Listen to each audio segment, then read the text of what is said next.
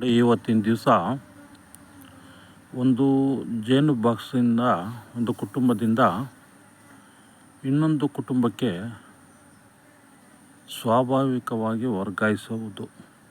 ಹೆಂಗೆಂದರೆ, ಒಂದು ಖಾಲಿ ಪೆಟ್ಟಿಗೆ ತೆಗೆದುಕೊಂಡು ಅದನ್ನು ಕ್ಲೀನಾಗಿ ತೊಳೆದು ಆ ಕುಟುಂಬ ಇರುವಂತಹ ಪೆಟ್ಟಿಗೆಯ ಮುಂದೆ ಇಟ್ಟರೆ ಆ ನೊಣಗಳು ಇದಕ್ಕೆ ಸ್ವಲ್ಪ ಅದಕ್ಕೆ ಸ್ವಲ್ಪ ಹೋಗುತ್ತೆ.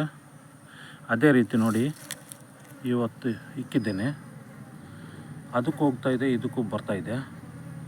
ಕುಟುಂಬ ನೋಡಬೇಕೇನಂತ ಇರುತ್ತಾ ಹೋಗುತ್ತೆ ಅಂತ.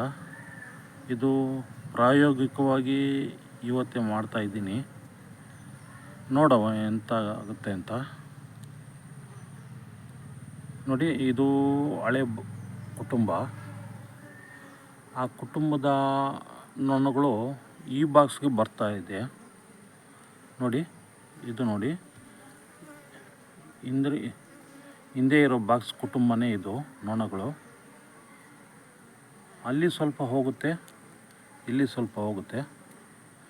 ಇದು ಯಶಸ್ವಿ ಆದರೆ ಎಲ್ಲನೂ ಹೀಗೆ ಮಾಡ್ಬೋದು.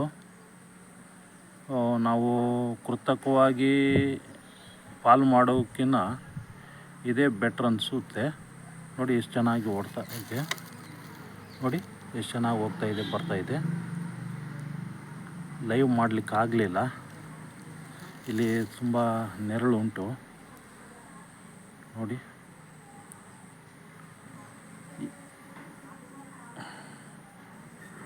ನೋಡಿ, ಇದು ಮೂಲ ಪೆಟ್ಟಿಗೆ ಹಿಂದೆ ಇರೋದು. ಆ ಬಾಕ್ಸಿಂದ ಈ ಬಾಕ್ಸಿಗೆ ನೊಣ ಬರುತ್ತೆ. ಪಾಲು ಹೋಗುವಂಥವು ಇಲ್ಲೇ ಉಳ್ಕೊಳ್ಳುತ್ತೆ. ನಾವು ಪಾಲು ಮಾಡೋ ಅವಶ್ಯಕತೆಯೂ ಇಲ್ಲ ಅನಿಸುತ್ತೆ ನನ್ನ ಭಾವನೆ. ಇದು ಮೊದಲನೇ ಪ್ರಾಯೋಗಿಕವಾಗಿ ಮಾಡ್ತಾಯಿದ್ದೀನಿ. ನೋಡೋಣ, ಮುಂದಿನ ವಿಡಿಯೋನಲ್ಲಿ ಒಂದು ತೋರಿಸ್ತೇನೆ. ನಿಲ್ಲುತ್ತಾ ಓಡುತ್ತೆ ಅಂತ ಗೊತ್ತಿಲ್ಲ.